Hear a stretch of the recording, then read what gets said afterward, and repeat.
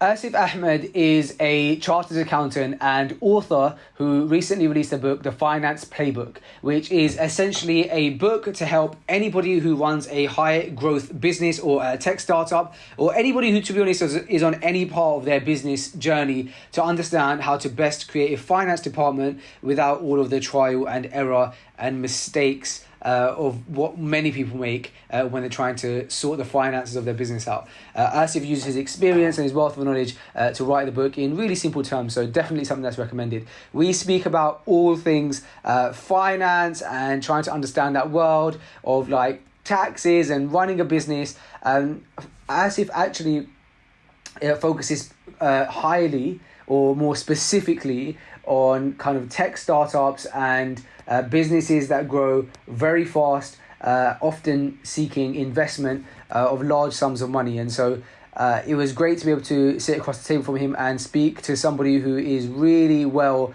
both educated and experienced in the world of finance and have a discussion. So I think you guys will enjoy this episode. This is episode 271 of Freshly Grounded with author and accountant Asif Ahmed. Enjoy.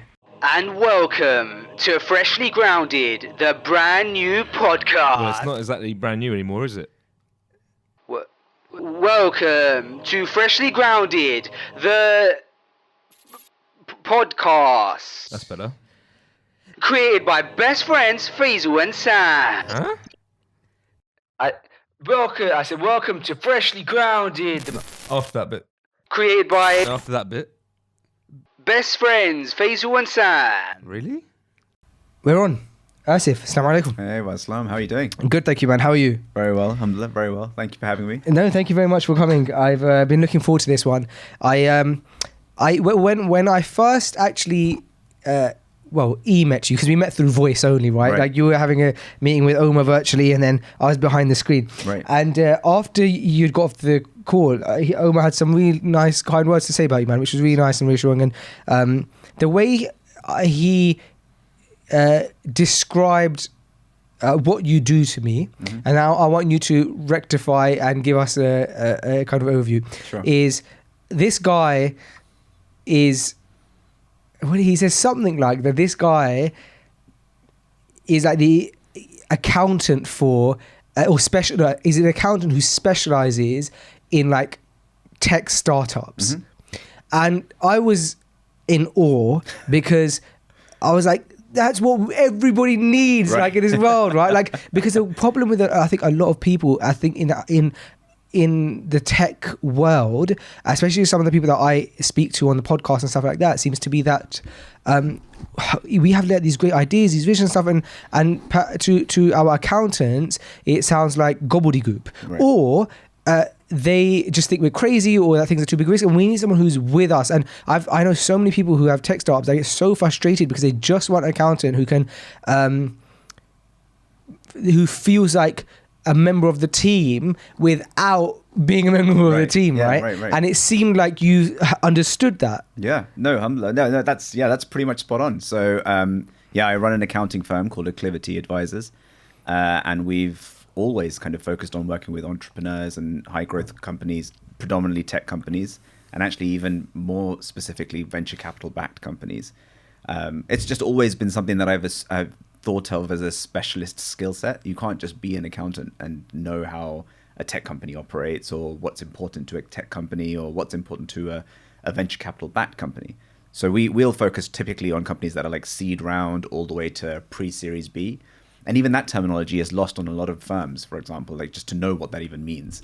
But we've been doing alhamdulillah long enough now to know kind of what all the different drivers are in that space. So yeah, that's kind of what we do. Do you kind of, if people are early, like trying to get a seed round, do you kind of go as far as advising and helping on how they can best attain that kind of that money and even perhaps where to go and stuff like that? Yeah, so I mean, just working in the ecosystem, you get to know a lot of the players. So you a lot of angel investors, a lot of venture capitalists, early funds, VCT funds, EIS funds. They're all different, and actually sometimes you're educated. Well, most of the time you're educating the entrepreneur more so than anything. That okay, how much are you looking to raise? Why are you looking to raise? What kind of investors would be good for you? And if you're a first-time founder, it's not assumed that you're going to know these things. And even beyond that, like, do you need to take on equity or a convertible loan note or debt, or there's so many different options out there that part of what we do a lot of the time is just to help them navigate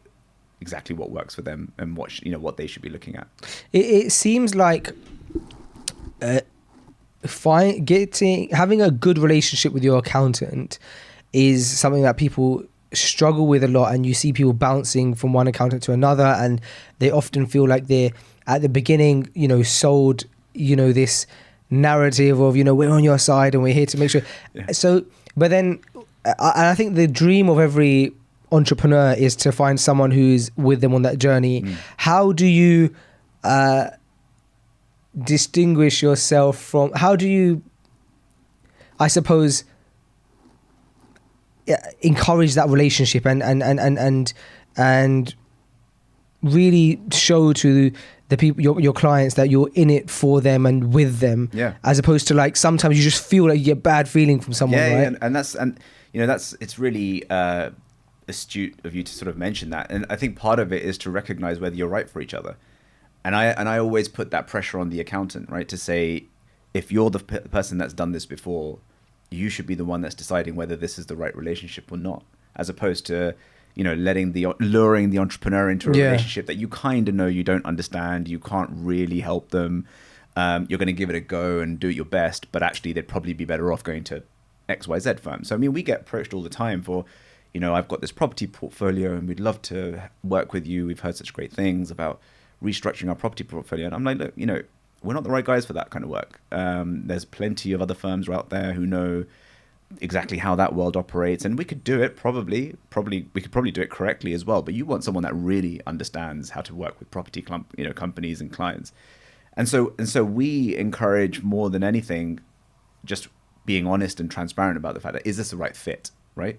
So you may come to me with a deep tech machine learning business, for example, that is solely funded by government grants, for example, right? And Innovate UK funds and all of this sort of thing. And we may end up having that conversation primarily because we are a company that works with tech startups. But I might know of another firm that works specifically with deep tech companies that I know would be much better for you, right? Whose responsibility is it at that point to recognize that, right? You only know what you know. You've been recommended to us in our direction. But if I want to do the right thing by you, I would go and say to you, Faisal, you should probably look at that firm because they've worked with XYZ company, and that's the growth that's the path you're going down.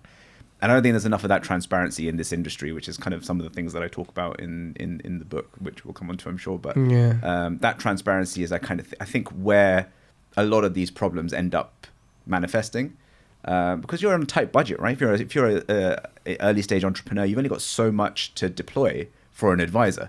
You'd rather put that money towards your product or whatever it is that you're doing. So you don't really have that many opportunities to get that test right or wrong.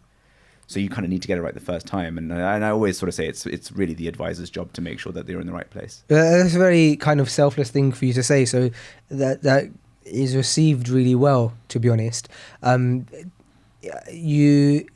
It's really aligned as well generally with like Islamic culture, in that you don't question where your rizq, your clients are going to come from. You just do the right thing and they will come. But doing the wrong thing, in the long run, you're always going to lose. 100%. And that's why, for me, whether it's with my friends or with you guys or whoever it is out there that I can help, for me, there's never an agenda, right? If it's the right thing for us to work together commercially, then great.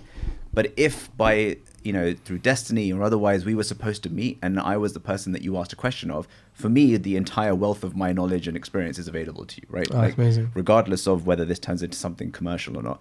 And actually, alhamdulillah, without wanting to go too far into it, that philosophy in itself, sometimes people say, okay, there must be an agenda behind this, right? Like, how do you make it all work?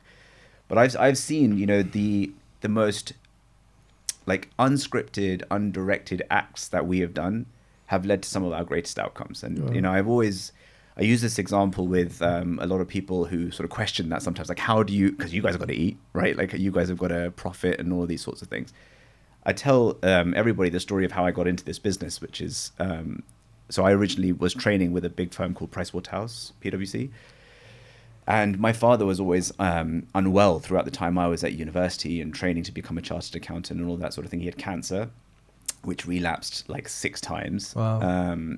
To the point where when it relapsed for the 6th time, it came in his brain. So all the other times it was, various parts of his body. He was able to go and get his treatment himself. And when it came in his brain, his health nosedived very quickly because obviously, cognition on one side and memory and speech and all things on the other side. And he had 2 tumors, one on either side. So I found myself, and he was a chartered accountant, right? Sole trader, just on his own, kind of much like an entrepreneur that comes to me at this point in time, right? When you're on your own, limited budget, limited resources. My dad was a sort of one-man sole practitioner accountant. So I found myself kind of on the evenings and weekends just kind of looking through his drawers to figure out how can I salvage this business, because I'm working over there. My brother's just joined university. And doesn't look like he's going to come back to work.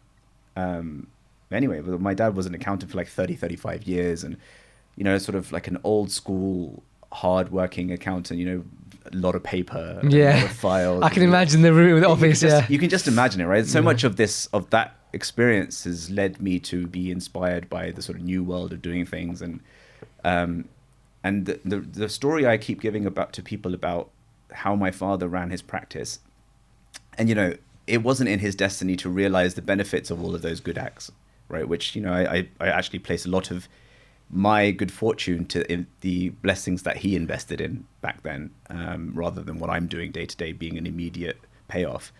My largest client, even to this day, is not a tech company. It's a company that I still work with despite being a tech-focused company, because that was a company where a sole construction worker who used to work for other construction companies, do shift work, various different places, used to come to my father and say, look, can you fill in my tax return? Right? And my dad said, yeah, sure, I can fill in your tax return. As his income grew, my father said, look, you should really set up a limited company. And like anyone that's been an entrepreneur would know that there comes a time where you need to consider setting up a company. And he said, sure, but I know nothing about finance. You can help me do it if you think it's the right thing for me. But you're going to have to manage the whole thing. And he said, okay, fine. And he was doing his bookkeeping from this guy's kitchen. So you can imagine my dad's going into this guy's kitchen to do his bookkeeping for a company that he doesn't even know how to run. Yeah. And all that guy is doing every day is just going out and working for various construction companies and invoicing them and putting it through this company. Anyway, fast forward, that was like 1993, say, for argument's sake. Right? So I'm like, at this point, 7 years old. It's now 2022. That company turns over £25 million a year. Wow. Has about 300 staff members. No way. A construction company with about 250 trucks, and get all of the contracts around London, Buckingham Palace, Windsor Castle. Wow. All of this, and every time I interact with this guy, who's obviously an entrepreneur, right? He's a proper entrepreneur. Right. He says, I have the world's accounting firms pitching me every day, but I will never leave you, however big or small your company is, because of what your father did for me. Wow. So I can see, I was very fortunate, alhamdulillah, so God put me in a place where I could see the full spectrum of your good deeds eventually paying off. Sure. If it's not for yourself, it'll be for someone that you're close to, or your child or whatever.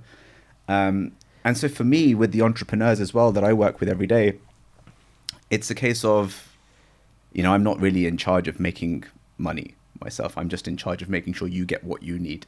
And then, the commercial side of things is up to a sort of higher power. You know what? It also says a lot about yourself, though, because perhaps that's the reward of you choosing, despite being at PwC and probably being very busy there, choosing to see your father's situation and think, let me salvage the business, especially considering it's very normal to just say, well, okay, that served its purpose, and now we've moved on with the times. Is that the business that currently is that you're running? So you've carried on that business? Yeah. So That's my father was, his name was Naeem Ahmed. Okay. His company was called Naeem Ahmed and Co. Right. Okay. So there was no ambiguity around how big this company was. It was Fine. just him. Yeah. Right. And there was occasionally a part-time staff member. A co. The co element of it. But it was just him and part-time staff members. My mum used to work for him for a long time. Wow.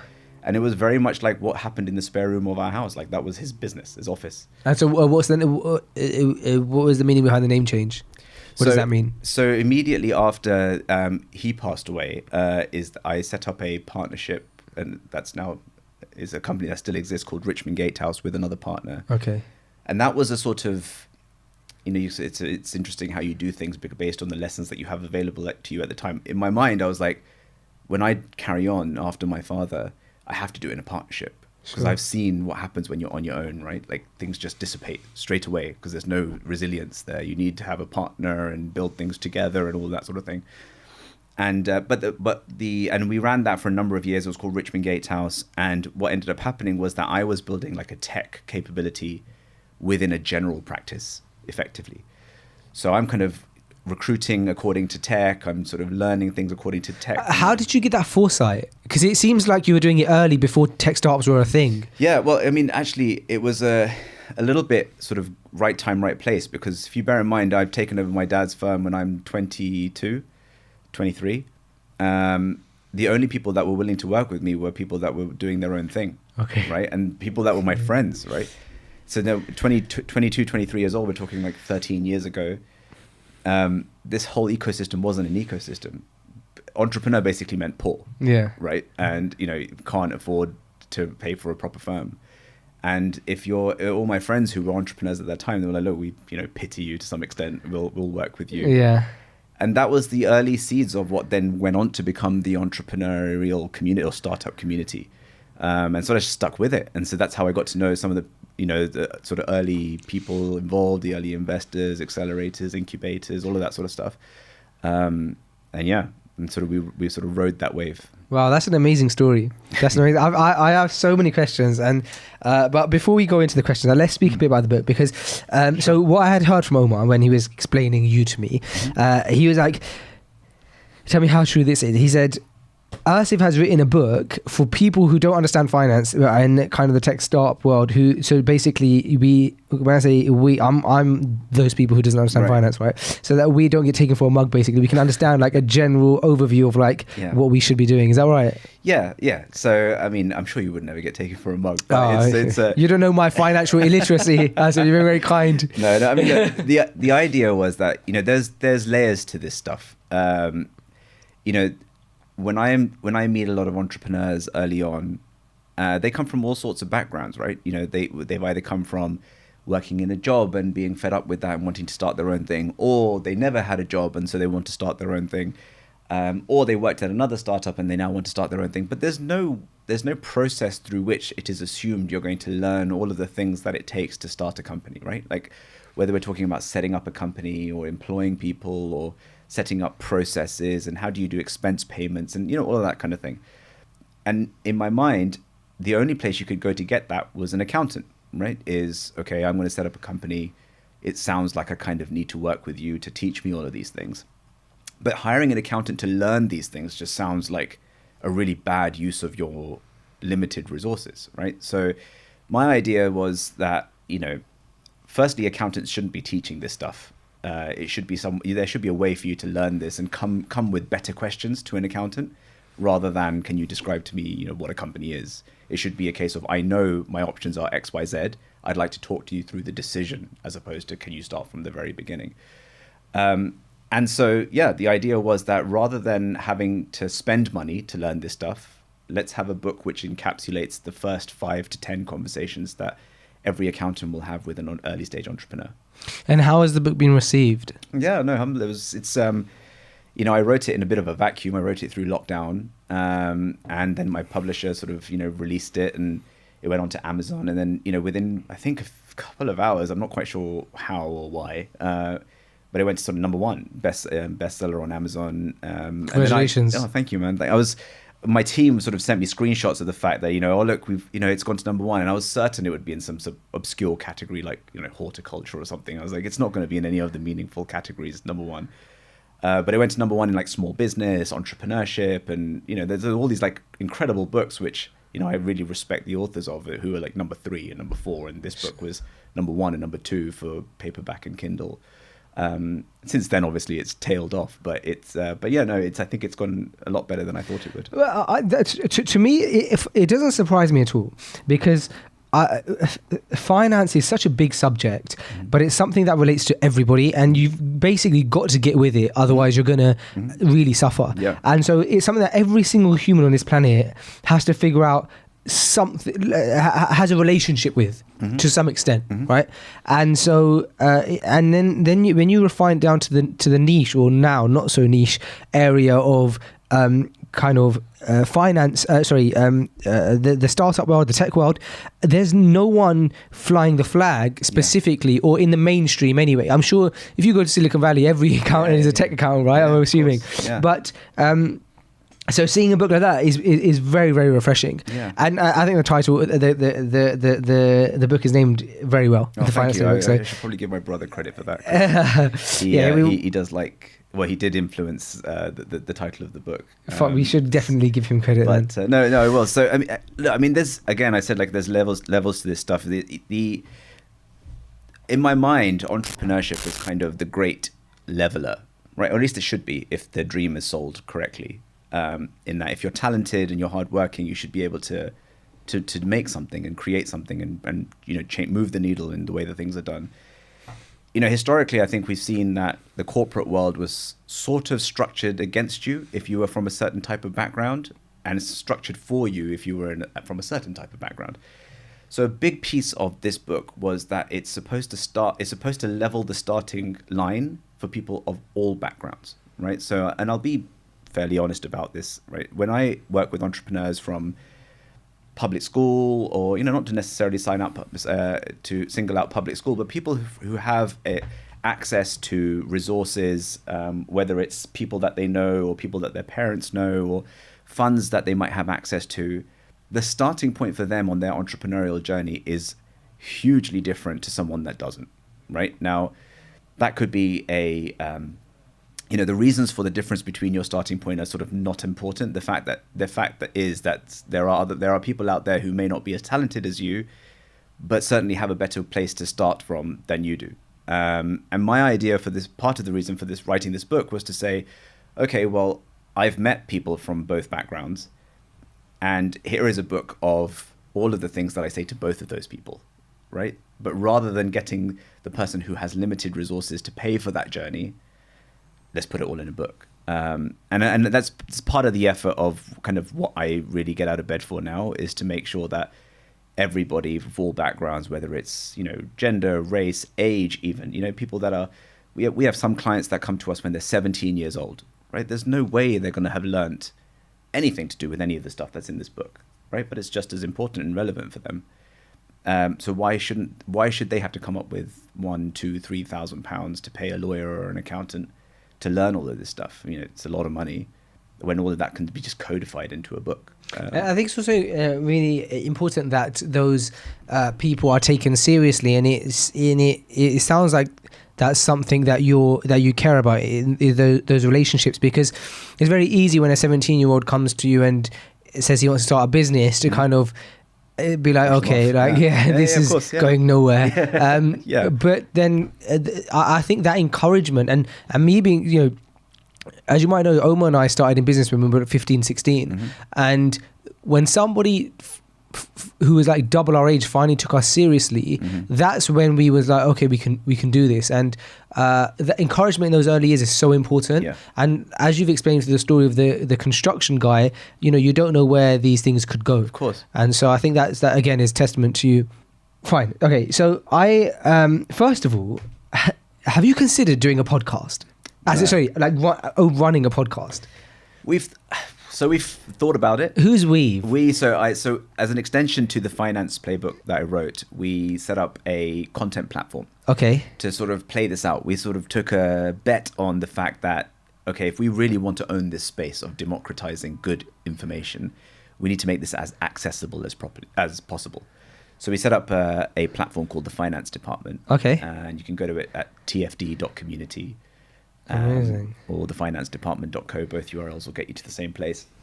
And as part of that, we thought we'd set up a podcast to talk through, not only people that have set up businesses and, built finance departments, but also to put blog posts on there to really get you to the ungoogleable answer for every question that you have.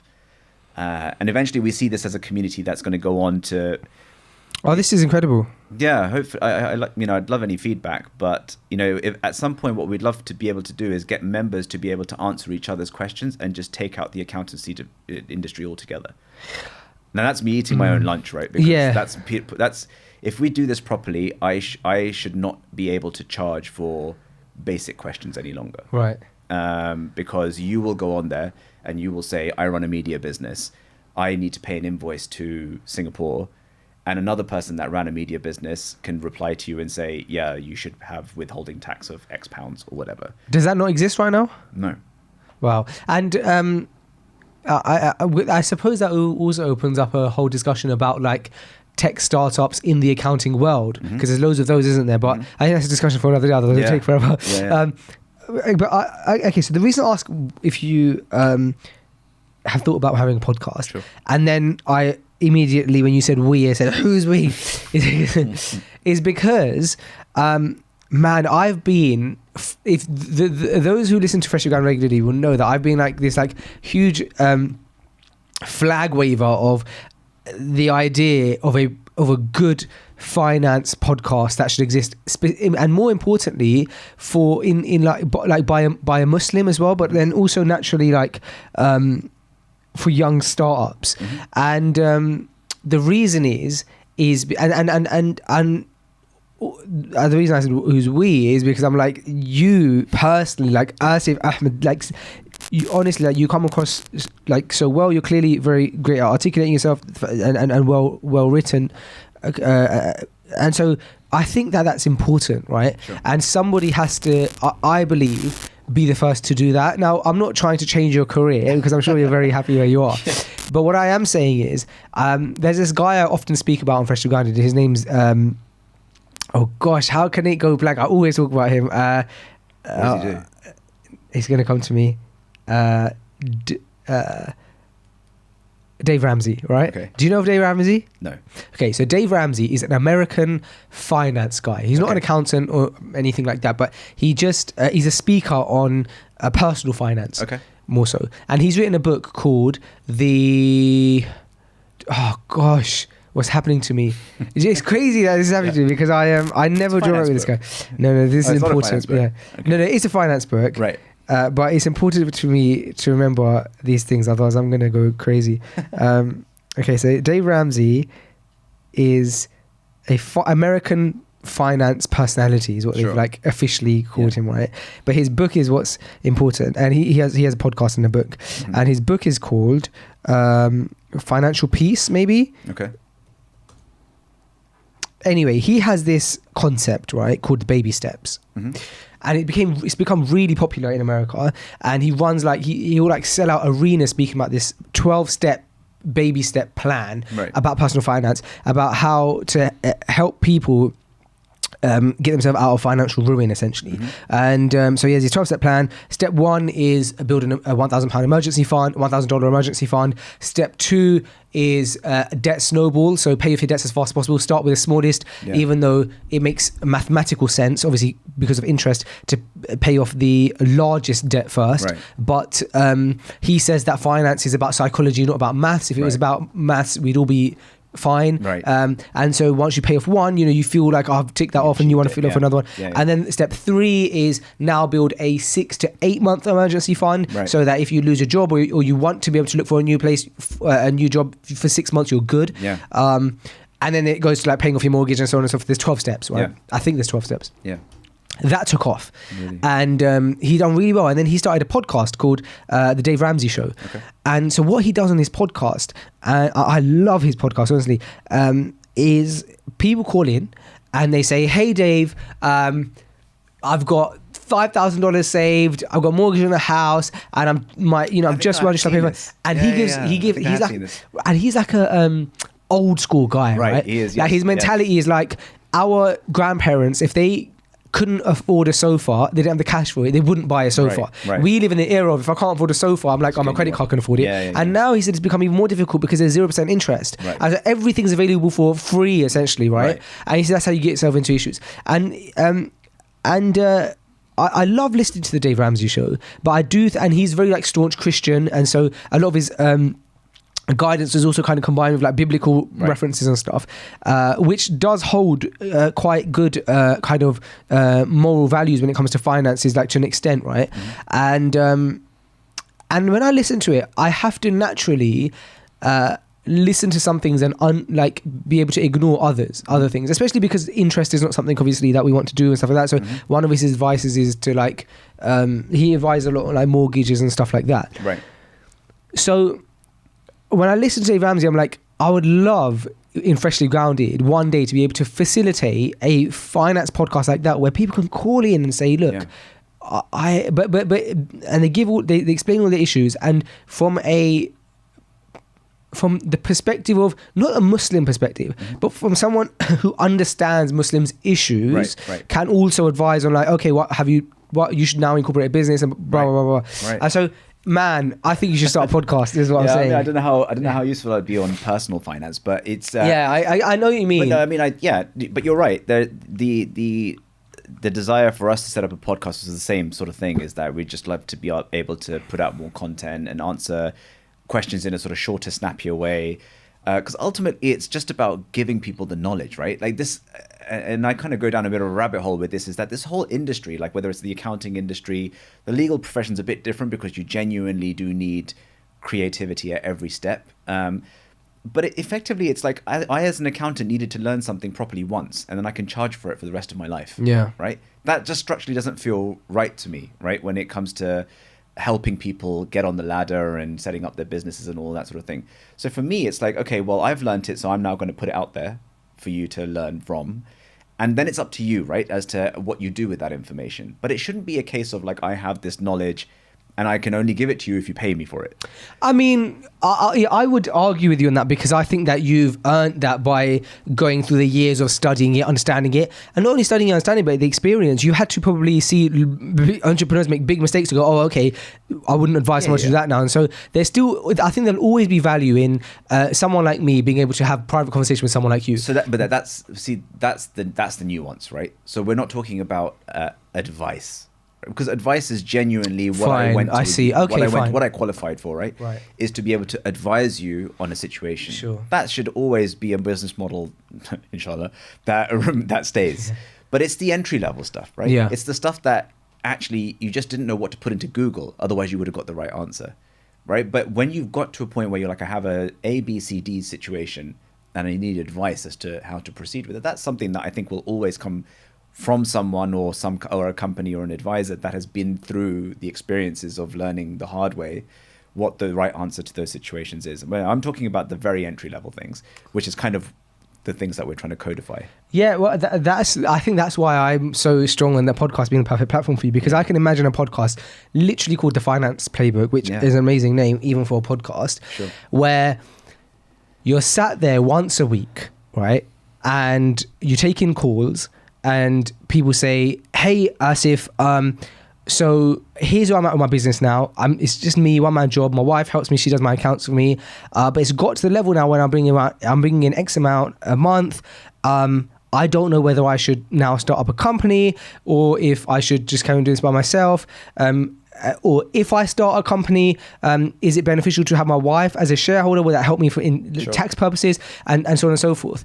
All above board and legit advice, but questions these are the, I suppose, base level questions that people do ask, and that I've had to ask my accountant when we were setting up. Is it a good idea for me to have a partner? We are kind of like advice that's like those kind of things.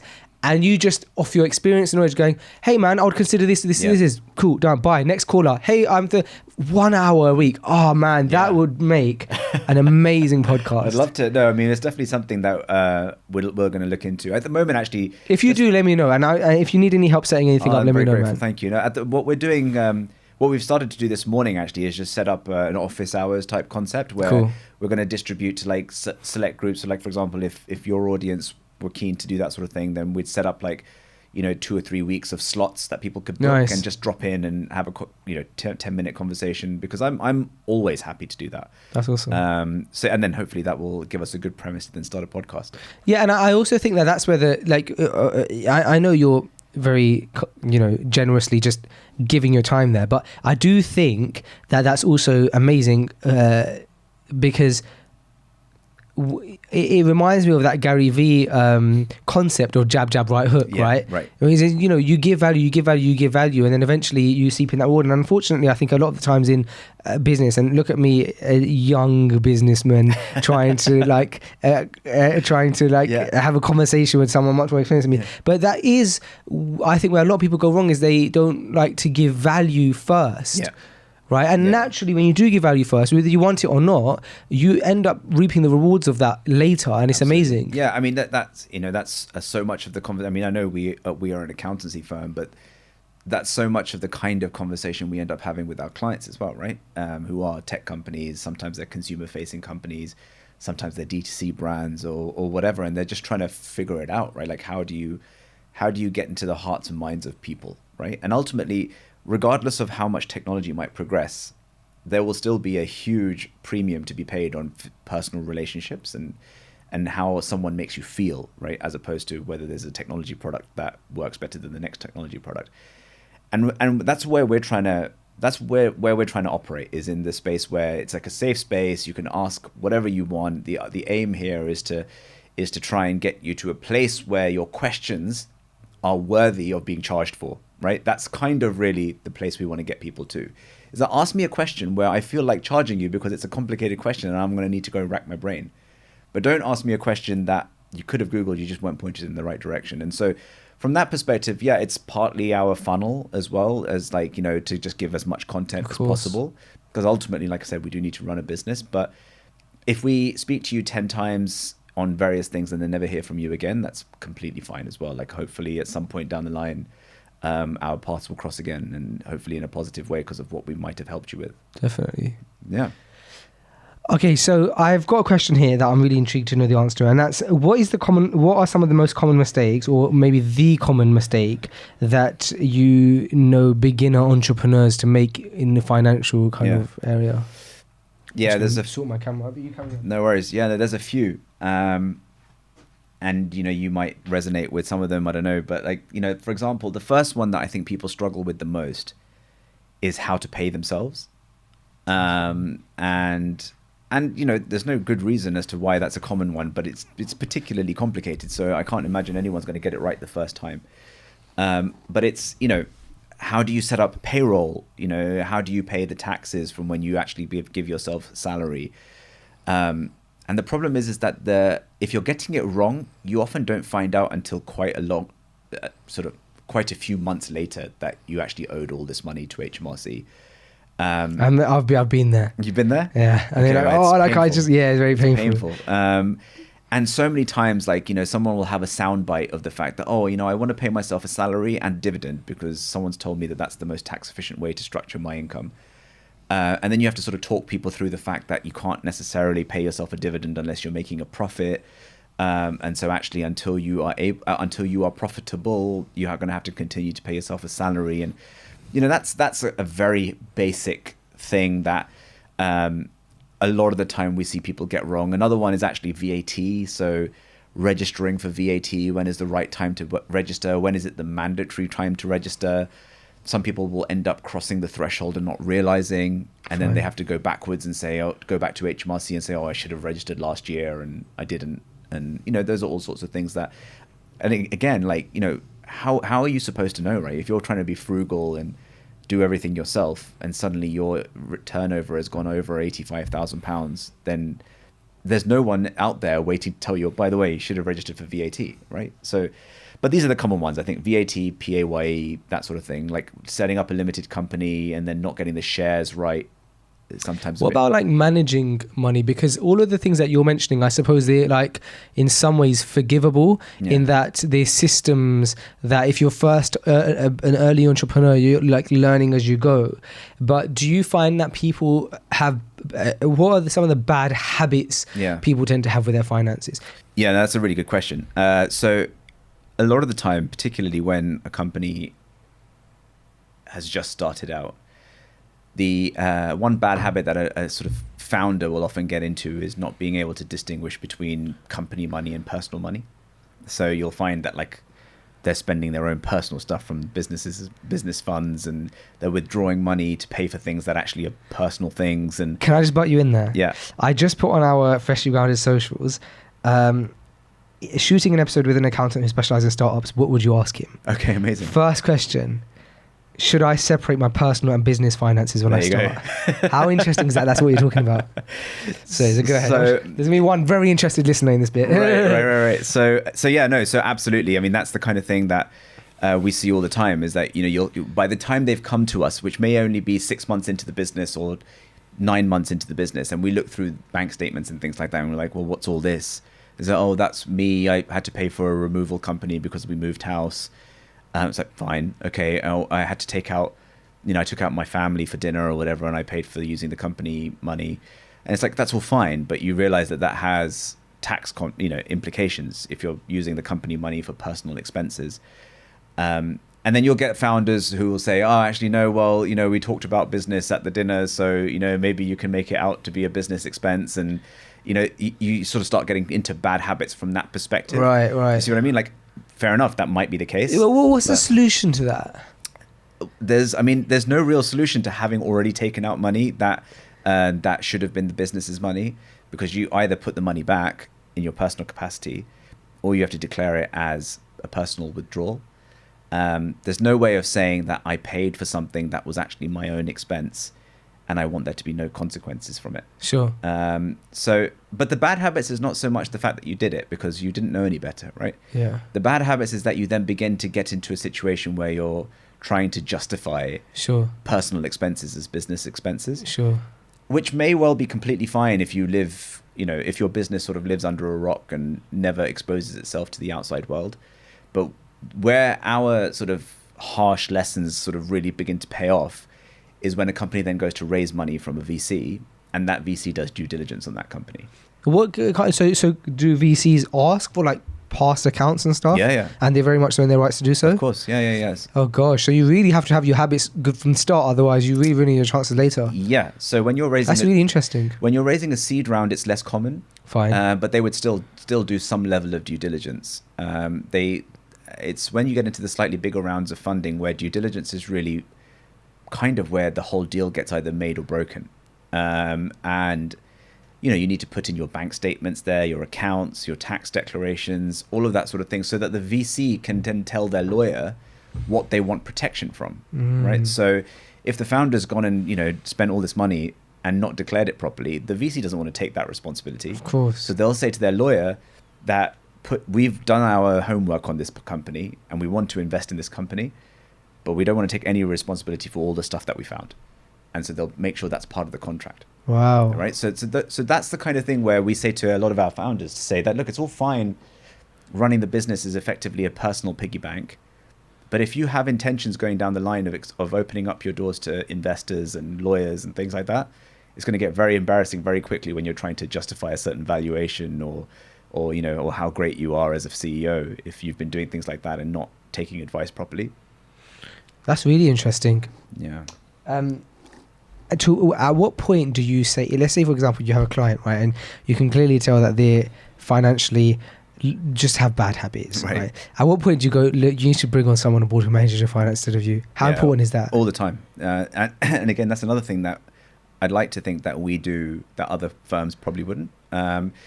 We'll just say, look, you need someone full-time in this position, or you need a couple of people full-time. That's what we had to do. Yeah. No, and it pays for itself, but you have to also know what to get them to do, right? Yeah. So there's a difference between empowering someone to run that function and just delegating things you don't have time to do. Right. Right? There's two very distinct job descriptions. Yeah.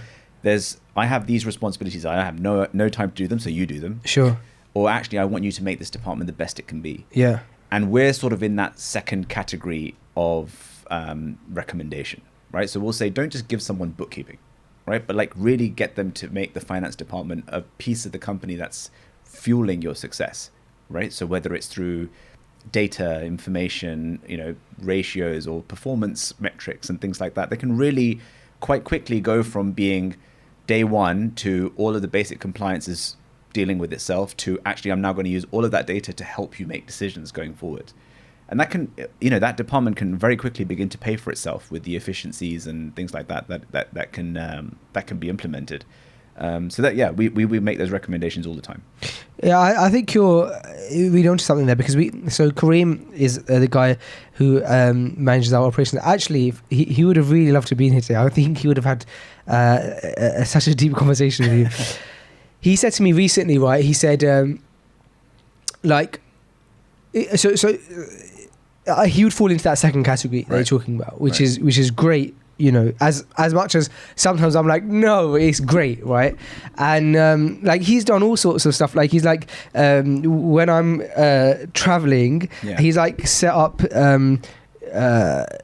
rather than me like when we're traveling, I'll be like, I'll just use the business card when I'm traveling, as in like on business when I'm traveling business, but the UK one, right? Because I'm like, it costs like 20p like cost per transaction. He's like, it's not 20p, it costs so much, like you shouldn't be doing things that way. And so like he will like get me a card that's like one of those, those startup, those kind of tech companies who allow you to create business cards that are like 0% fees on international payments, stuff like that. So like he's like set me up one of those, like this is a card, you can only use this card when you're traveling, and I put a budget on that card for you. So I'm like, but I need that.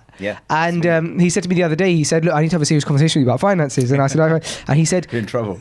I was in trouble. He goes, but I really I'm in hindsight, I'm so happy that we had this discussion, because he said, look, if somebody puts me in the responsibility of doing something, right? Like for example, I have to clean my room. He said, if I have to clean my room, I have no problem cleaning my room, but I want to clean my room in my way, right? And then he said, if somebody then comes in and then messes the room up and then leaves, he said, I find it very hard to clean other people's mess.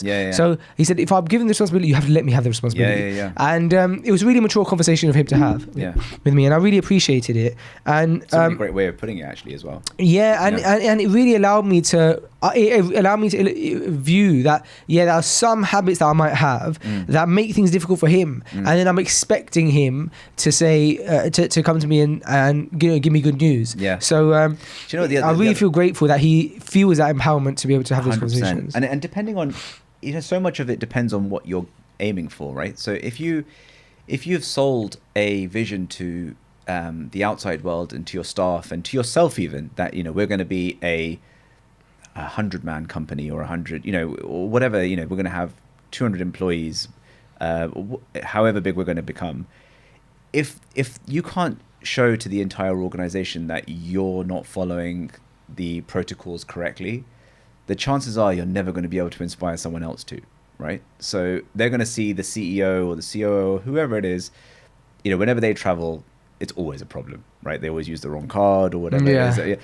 And so it's going to be a case of, okay, well, if the processes at the very top are not being looked at or not being heeded to properly, then what chances do I have of being able to implement a process at my level, right? And so it matters, right? It cascades all the way down the organization.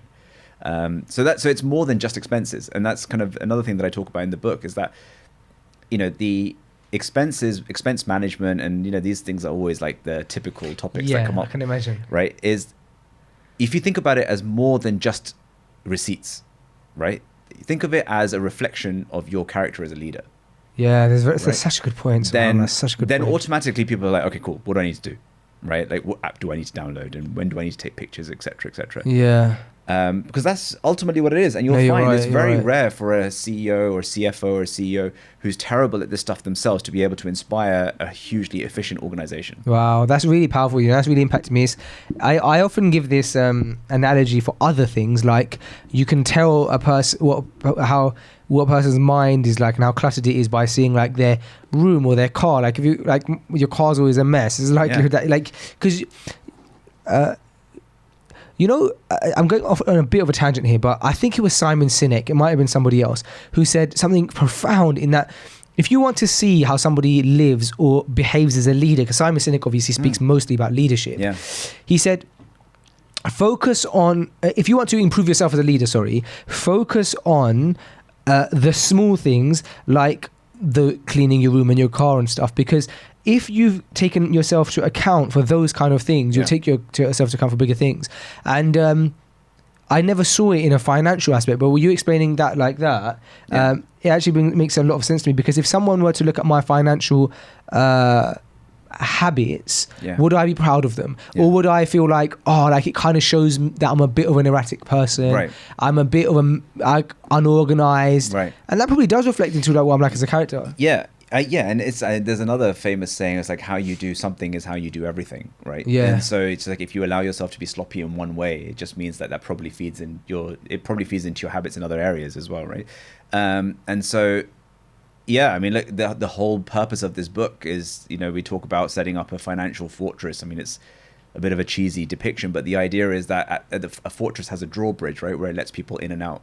We sort of say set up your finance department in a way where at any point someone can come in and they wouldn't be horrified by what they see. They'd actually be hugely impressed by the fact that you've built this because it's clearly fueling your success. And so much of those kinds of lessons are things that we end up having to talk to entrepreneurs about, to say, you know, whether it's software, setting up different software, setting up different automation processes and all that sort of thing. We can say, look, if you have the willingness for it, it's easy.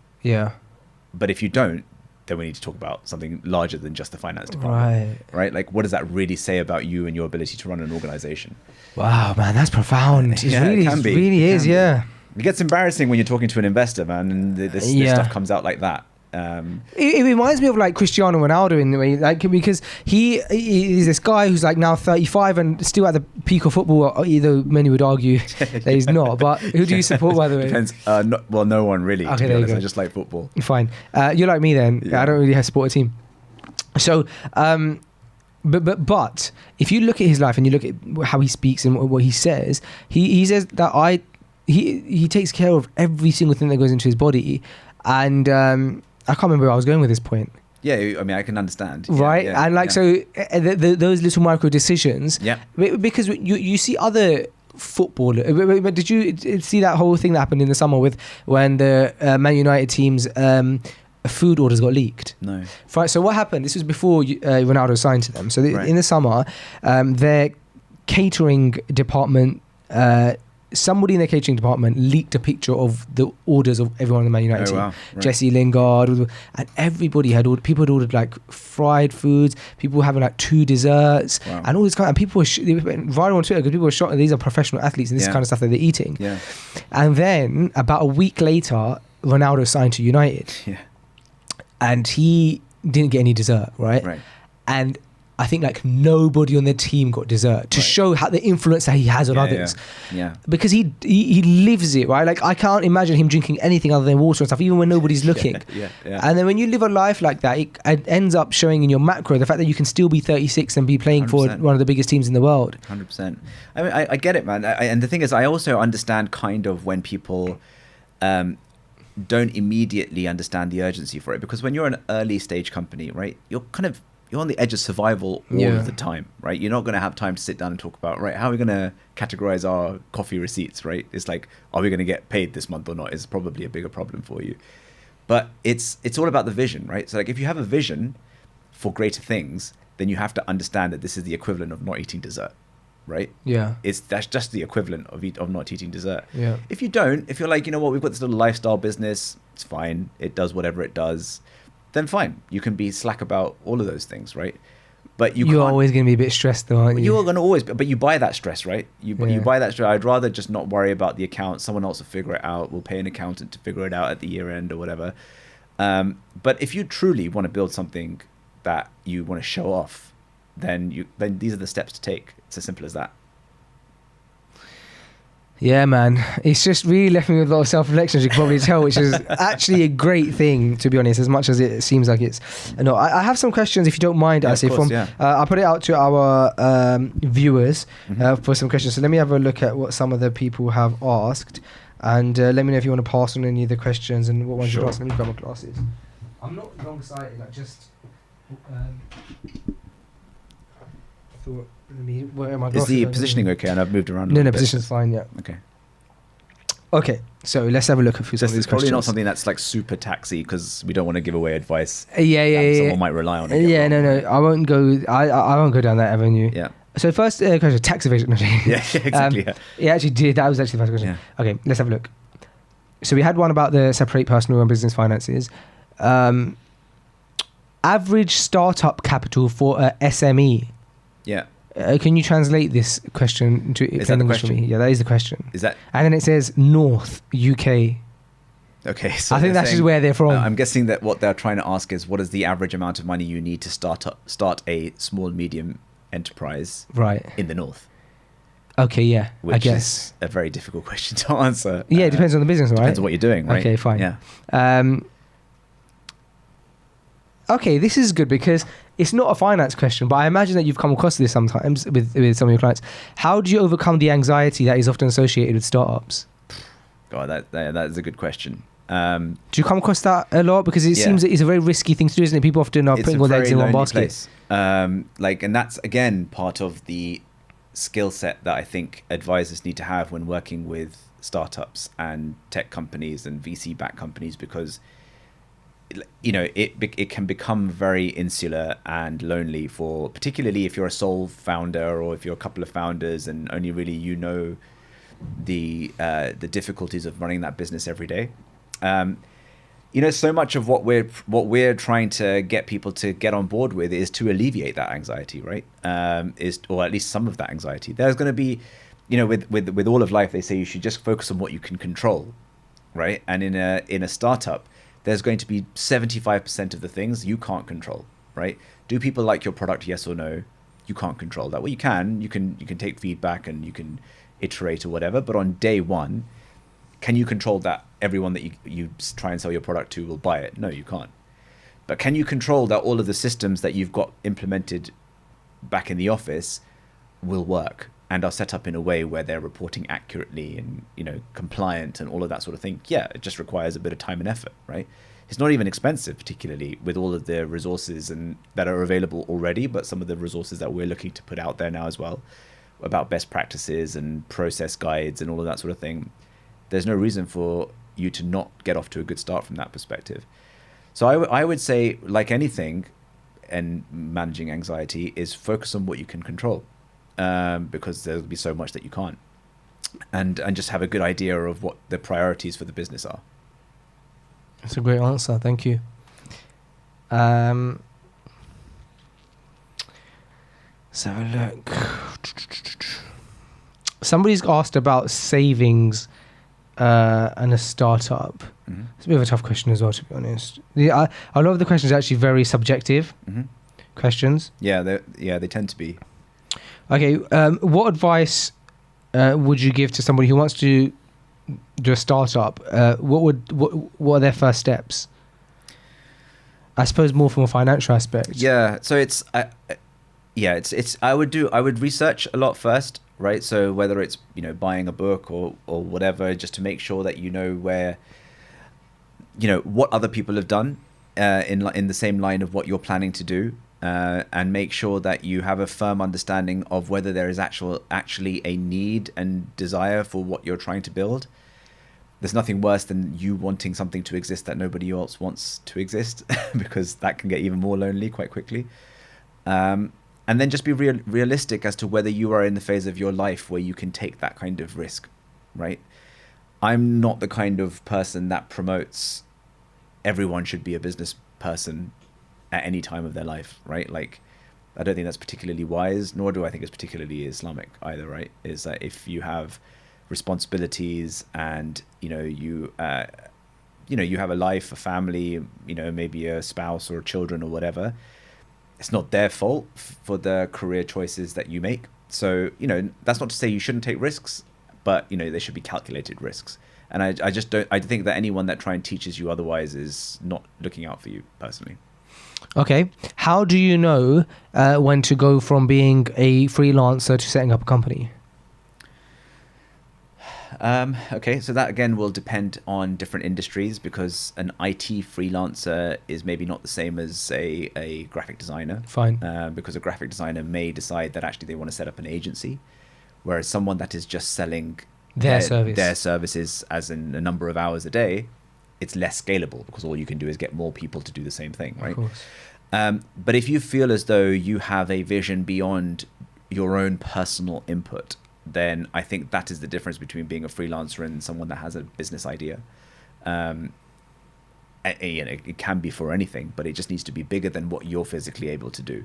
And if you feel like you're able to rally people around that vision, then yeah, absolutely, you should try and convert that early experience that you have as a freelancer into something that's more scalable. What do you think, Asif, actually, about... So just a few moments ago, you mentioned like a lifestyle business. I know that there's kind of obviously... There essentially is like two ways you can run a business, right? Like you could have the intention of a lifestyle business and then the opposite. Is there a name for the opposite? No, not particularly. Lifestyle business is a thing in itself. Fine. Yeah. So, if I'm not mistaken, a lifestyle business is essentially something that can, like cover you and your family, perhaps put a roof over your head, and it's, like a small business. And then there's the opposite, which I suppose is a scalable business that can actually like employ hundreds and change the world, right? Am I right? Yeah. Okay. Is one in your opinion, is one wrong and one right? No, not at all. I mean, I think that lifestyle businesses are there to serve your lifestyle, right? Whereas the business, the other type of business that you gave an example of, is there to serve the business and its goal, right? Can you really be successful can your business really be successful if you have no method of scaling? Yeah, absolutely. I mean, there's plenty. I mean, especially now with people being able to leverage technology and things like that. I mean, there are drop shipping companies out there that turn over millions of pounds or dollars a year, and there's like 4 people or 3 people employed. Fine. And so they would argue that actually it's such a hands-off business for them now. Maybe they spent a lot of time building it, that actually they don't care about making tens of millions, because why would they? They've got something that works and pays for their lifestyle, and they're comfortable. And that again, and without wanting to go too much into the book, that's another decision process that I think entrepreneurs need to go into, that I discuss in the book. Say, do you know what you want, right? Do you know whether you want a lifestyle business, or do you want a scalable business that hundreds of people could work for? Being an entrepreneur and being self-employed are two very different things, right? And I don't think that sort of the content world does a good enough job of reminding people of that difference, because it's very different to say I'm an entrepreneur, right? Because that implies you have an idea that can scale, that you can rally other people to get behind. What nowadays happens is a lot of people sort of say, I don't want to work for anyone anymore, right? And I just want to set up a business. That's not an entrepreneur. That's someone that's self-employed and someone that doesn't want to work in employment anymore. And unfortunately, what happens is that whether you're one or the other, you end up choosing the other one's path, and then feeling really like either pressured into all the things that come with that journey, or ill-equipped. And I think because of the internet, because particularly now with like remote working and things like that, people are confusing entrepreneurship for self-employment. It's a very good point. And like I said, entrepreneurship has a very specific path and a very specific set of goals and processes, and of which this is one of them.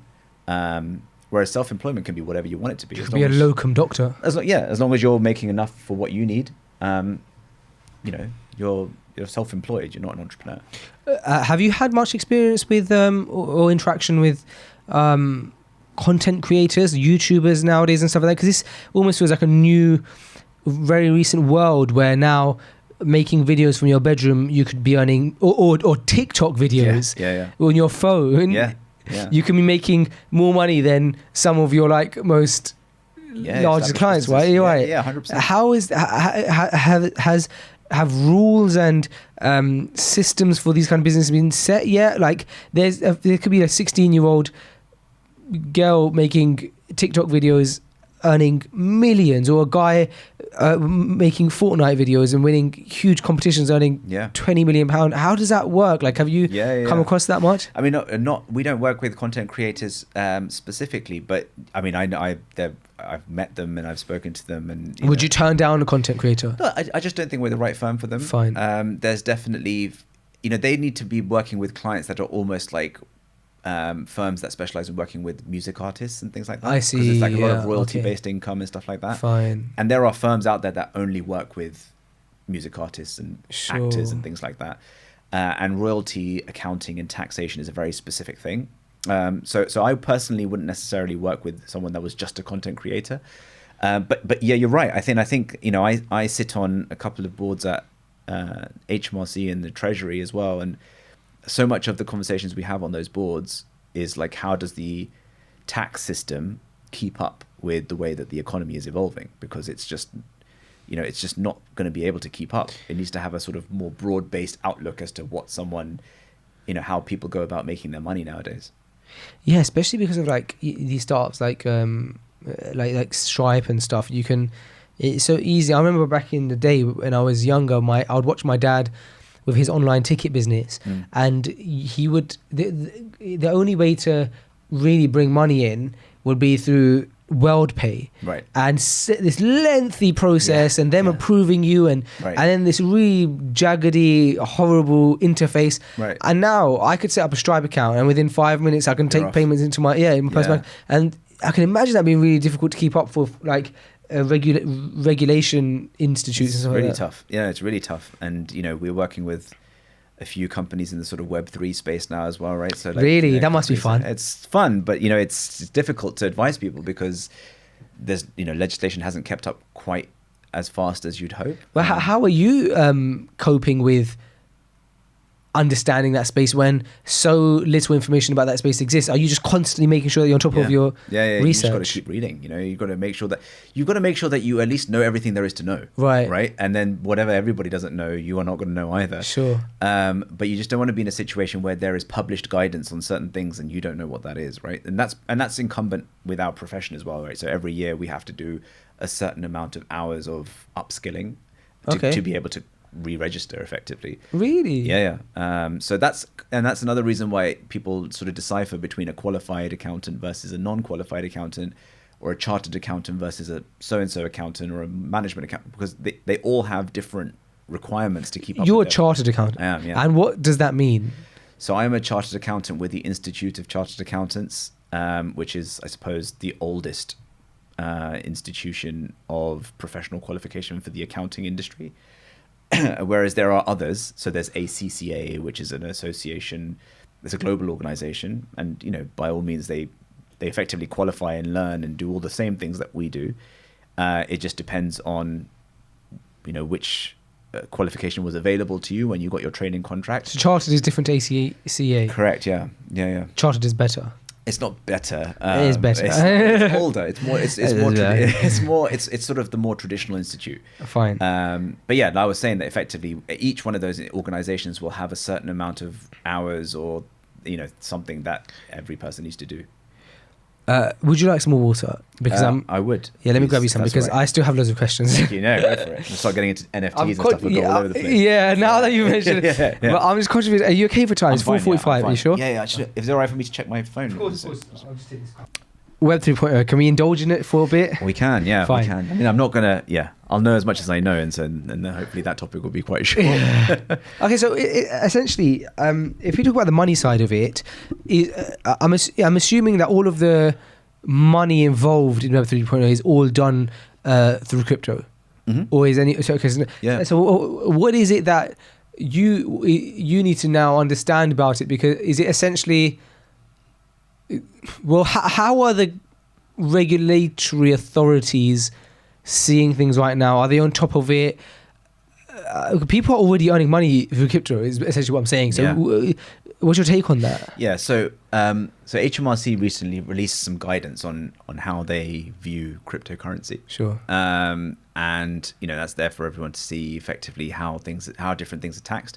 I think what ended up happening with the Web3 community in general is that they didn't realize how many different ways there are to get taxed when you're dealing with cryptocurrencies. So a very basic example, right, is that say you you go on to whatever platform it is that you use, you put in your GBP and then you buy some Ethereum with that, and using your Ethereum you might then convert into another coin, for example. As far as you're concerned, you've not made any money, right, or done anything that should warrant any taxes. But even just the process of converting your Ethereum into another coin is a transaction in HMRC's mind. So even if you made, say, £100 on that movement, that's taxable. And so when that guidance was released, I think a lot of people all of a sudden were sort of scrambling onto their platforms to say, okay, I don't even know how much money I might have made if that's the way that it's going to get taxed. But it's pretty clear. I mean, we had this conversation. I had this conversation with some of the people at HMRC as well. I mean, they feel like they're on top of exactly what needs to be captured at this point.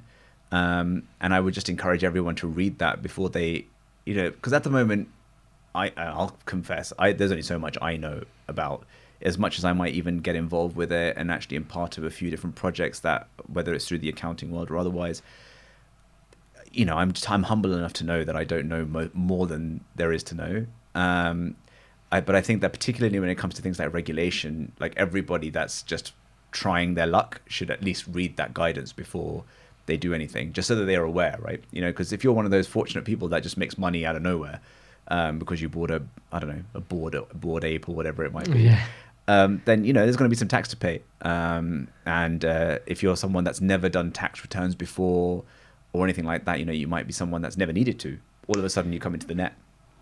Would that tax need to be paid, and would that be picked up on once you're converting that into fiat and depositing it into your account, or way before? No, way before. So when you've sold say you've bought an NFT, you just bought your NFT on OpenSea or whatever using your Ethereum.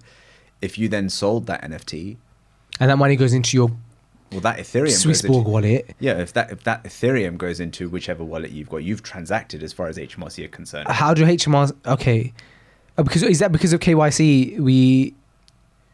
I'm getting lost myself now. So, well, I mean, you're getting into if you're getting into the. I suppose what I'm asking is they're two different questions, aren't they? Because it's like there's one thing is it taxable, and the other thing is how do they find out? Yeah. Which is like essentially they should know. Yeah. Well, I mean, the thing is whether they find out or not is kind of not the question, right? Right. Is it taxable? Of course. It's your responsibility to declare. Ensure that they find out, yeah. As an FYI, they will find out anyway. Of course. Because the platforms are sharing that information with HMRC as yeah, well, understood. Right? Understood. Coinbase did, and a lot of famous platforms did, and all of a sudden people started getting letters from HMRC saying, we know you hold cryptocurrency. No, it makes sense. I was asking the wrong question. I understand that now, because essentially we're assuming that everything is declared, which it should be, and eventually it will be anyway. Yes, correct. In which case, you're saying that as soon as the NFT is sold, you owe tax on that money. Yep, and that's just one way of crystallizing a tax liability, right? There's, like I said, if you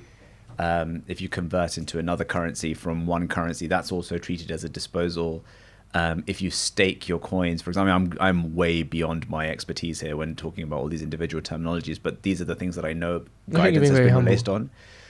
So I know guidance is released on staking your coins, for example. So, a lot of people think of staking coins as no different to, I suppose, putting your money. You're not getting anything for it, right? You're just getting more of the coin that you've staked. Yeah. But HMRC say, why wouldn't the return that you're making on those coins be the equivalent of you making that in cash? Yeah. So you need to declare it. And Interesting. so that's, that anyone that's involved in this world, whether it's casually or professionally, I would recommend reading what HMRC have put out there. And, not personally myself, but if anybody needs clarification on things like that, then happy to put those questions forward to the right people at HMRC. I mean, I know what I know, but there's so much more that I don't. And so, with all things tax and, related, you just don't want to be in a situation where you're learning because you've got it wrong, because then it becomes very expensive to fix. Do you ever become intrigued or tempted to start up all these new businesses when you read, because you're constantly reading up about new ways money is being made and stuff? Do you look at the Web3 world and go, I now understand enough of it to go, well, let me get myself in there early and set up a Web3 business? Or is it just have you completely disconnected yourself from? No, I mean, one of the I think greatest privileges of being in the position that we're in is that every day is different. Yeah. Right. So like every day I can be sure to speak to someone that has a new idea that I would just never have thought would exist. Yeah. Right. And that for me is like, you know, accounting is not on the tin, at least, the most exciting profession, or the profession that you would expect to be exciting day to day, at least. And part of my interest in getting deeper and deeper into this world is to keep my own job fun, right? And for the guys and girls that work with us, for it to be interesting for them beyond just the numbers and the compliance and all of that sort of thing, to be actually able to see these companies and say, wow, that's pretty cool, whatever it is that they're doing. Or I'd never seen that before, or, you know, suddenly this company's in the newspaper or whatever, you know. But yeah, no, it doesn't necessarily just force me to say, okay, well, I'm sacking it all in and setting up this tech business, because I mean, there's a reason why they're doing it and I'm not. Yeah, exactly. And vice versa. It's a very interesting world though, man. I've recently had a few conversations with a new startup in this Web3 world. Mm-hmm. But I'll talk to you about it off air. Yeah, okay, fine. It's too early to have these conversations. Yeah, no, I'd love to chat. I mean, I can certainly share whatever experiences I've had. Yeah, it would be interesting actually. But tell me a bit about your sort of journey with setting up Freshly Grounded, and how did that all go? So okay, I'll Did you pause speak to your this. accountant? In terms of setting up Freshly Grounded with from an accounting perspective. Okay, that's a good question. I'll tell you that now. I'm just looking at these questions, see if there's any good ones. Okay, yeah, I'll ask you some of these after. Okay, so how did it go? Okay, Freshly Grounded was an idea. Yeah. And essentially, I ended up using my dad's. I had some issues with accounting actually early, where initially I started using my dad's like go-to accountant, who my dad has been running small businesses all his life, as you could expect from a Pakistani immigrant. Yeah. Coming over to the UK. Yeah. And some have been really successful, others have been a bit tough. Yeah. And this accountant is like one of those kind of family accountants that has been very loyal, and I like that. Yep. And so essentially, when I first set up my business, the person I would go to is my dad. And my dad said, "Yep, just like, you know, speak to this accountant and stuff." And over time, I ended up as you know, with Omar, he runs kind of a larger scale tech startup, and so his requirements are a bit different. Of course, yeah. And a lot larger scale than what I was needing at the time. And so I, following my brother's footsteps, went over to this huge accounting firm, right? And I was in over my head. Right. And so I eventually moved back to this like... Yeah. loyal small and to be honest, I've had such a great relationship with them, and end up starting up I've ended up running both my personal and all my businesses through them, and they really look after me, and I have a great relationship with them. And the thing that I like is that there's things that, of course, with any relationship you would like to improve, whether it's like communication or various different things. But I think some of the things that I value the most, or the thing that I value the most, I suppose, out of everything, is trust. Yeah. And the trust is 100% there. And that's what I like. Amazing. That's and really so are there areas where I would like potentially, like, I think anybody would love to constantly be on like a WhatsApp conversation at all times with their accountant to ask it, and that's obviously tough when accountants have many clients. And I can appreciate that, but ultimately the trust thing is helpful. So yeah, set up Freshly Grounded with them, and everything's been really kind of smooth since. With that being said, I've made a lot of mistakes and had to learn a lot when it comes to actually on my end running a business. And so bringing Kareem on board was really cool, because he's been on board now for about 2 or 3 years, and as that time's gone on, more of the responsibility has been handed over to him in terms of not bookkeeping, because yes, bookkeeping, but that to me is not as important as actually how finances are managed, and internal regulations that we have, how we regulate ourselves despite HMRC. We never want to be playing catch up. Of course. And so as time has gone on and continues to go on, Kareem's been taking more of the reins on that end. And it's been nice for me, because I don't think it's me tapping out and saying, okay, I'm just not willing to learn about this. But I found that the pattern seems to be working with Kareem dictating more. Yeah. And so that's where we're in this really like odd phase where we're going through that transition now. Right. And as much as power is being taken out of my hands, Yeah. everything seems to be running a lot smoother. So It tends to be a good sign. yeah, it's a good sign. It's Yeah, a good sign. But that's I think great. it requires a lot of growth from me. Yeah, right. And the thing is, to free up that time, that mental space for you also, whether it was willingly or unwillingly, it will allow you to focus on your energies on things that you are naturally better at. Yeah, like the creative. I love Yeah. the creative side of Exactly. things. So even if 10% of your mental energy, of your available mental energy was going towards, I've got to do my expenses or whatever, that's suddenly 10% that you may get 20% of output from in creative things. Yeah.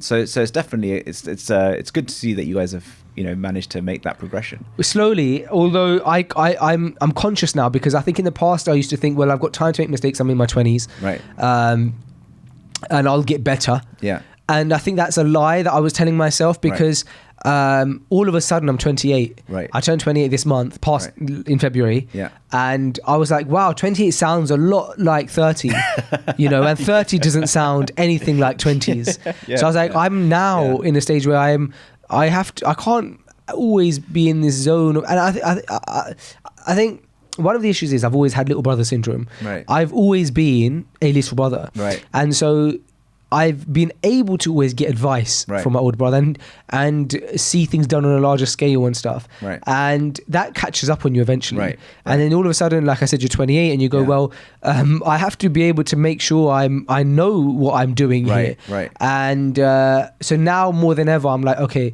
And that's why even the conversations that we've had today, stuff like the tidying your room-esque conversations have really struck a chord with me, because I'm looking at some of the larger decisions I have made, and I'm now thinking, well, maybe actually they are the result of micro decisions. 100%. Like keeping my car clean. Yeah, if yeah. my car's not constantly clean, what does that say about the important? Am I just always putting out fires? And you can't live a sustainable life in any realm if you're just putting out fires all the time. You're just being reactive. Yeah, no, 100%. I mean, like, anything that you want to be great at, and that's completely up to you what you decide what that is, right? Whether that's physical fitness, right?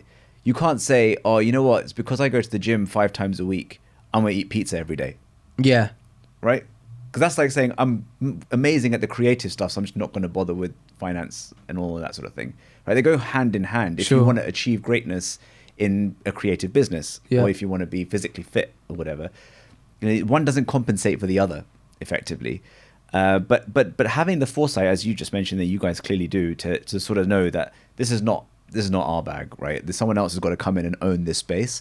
That's fundamentally what everybody is trying to get more of, right? Is to say, everybody focus on what you're good at. Don't deprioritize things. Just make it somebody else's priority, so that it's actually functioning just as well as all the creative stuff. Because one will weigh you down otherwise, ultimately.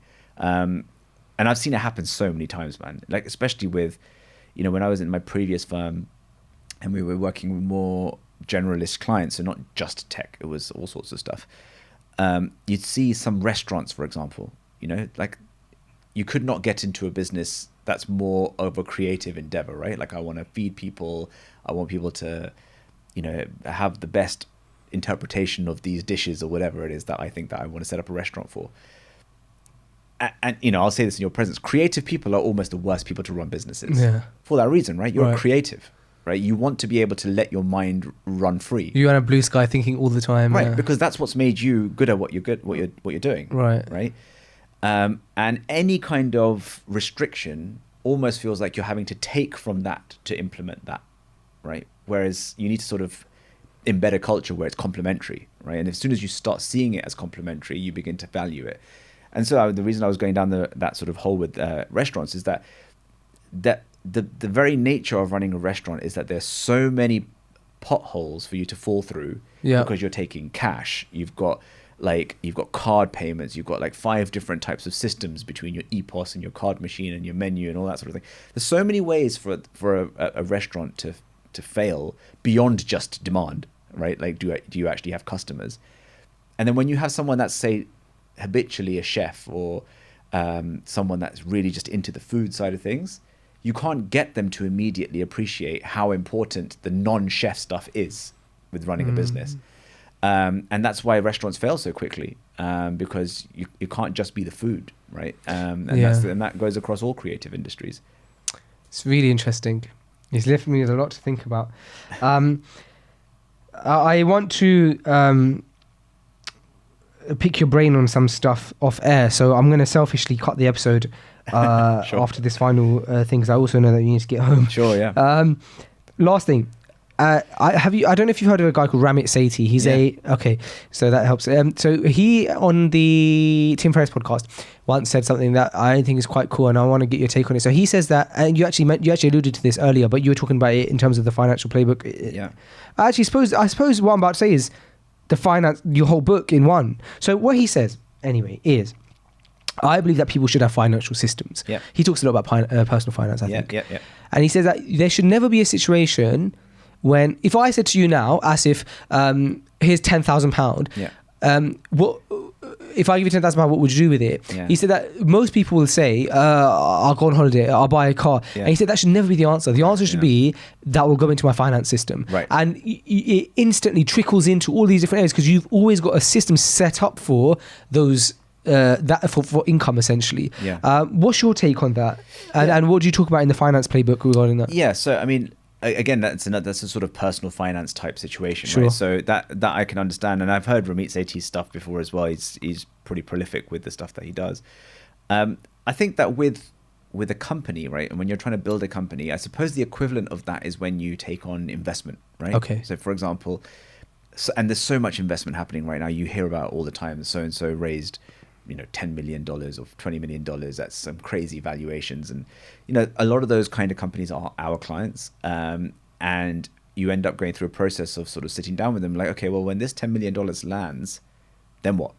Right? Because we need to figure out, you can't, you surely don't have a plan for all $10 million on day one. And things like cash flow forecasting and forecasting for a given outcome becomes super critical, right? Because suddenly you now have more money than you've ever had to manage in your life. Right.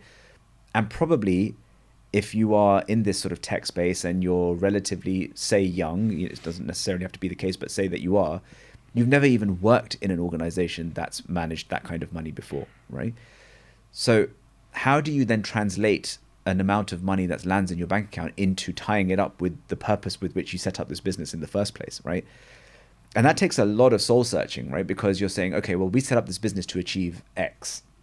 We've now got this many chips on the board to make this a reality.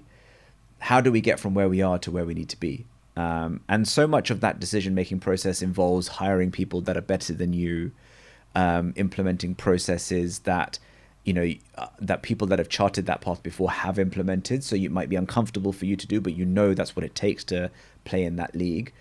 And ultimately, setting up a plan which gets you from that amount of money landing to actually achieving tangible metrics to get you to the goal that you need to get to. So in a similar sort of way, like I know with Ramit Sethi, he's quite hot on making sure that you've then got like your holiday fund covered and your savings fund covered. And your fund covered. But I suppose the equivalent for businesses is that, do you know how much cash you're going to have in the account in 12 months' time? And for a lot of small businesses, the answer is no. If we're around in 12 months' time, we'll be grateful. Right. Yeah. But actually, a lot of those processes and having good systems allows you to be able to forecast into the future that, okay, if this is how much we pay people every month, this is what our rent is every month, this is what our software costs are every month, and this is how much we've got in the bank today, then as long as X, Y, Z happens, this is how much we'll have in December. Right? Sure. That sort of process implementation allows you to make some really educated decisions about how to build your business. Otherwise, sometimes what a lot of small businesses do is that they make all these great investments for all this future that they're trying to build, and they don't have enough money to make payroll.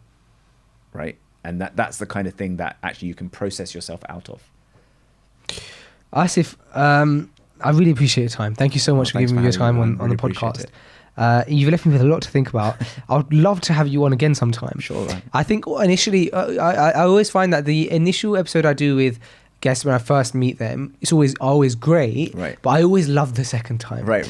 And I think that's because now I've learned so much about yourself and what you're passionate about, and we haven't even spoke about non-financial topics. I'm sure there's so much interesting things about a lot. Yeah.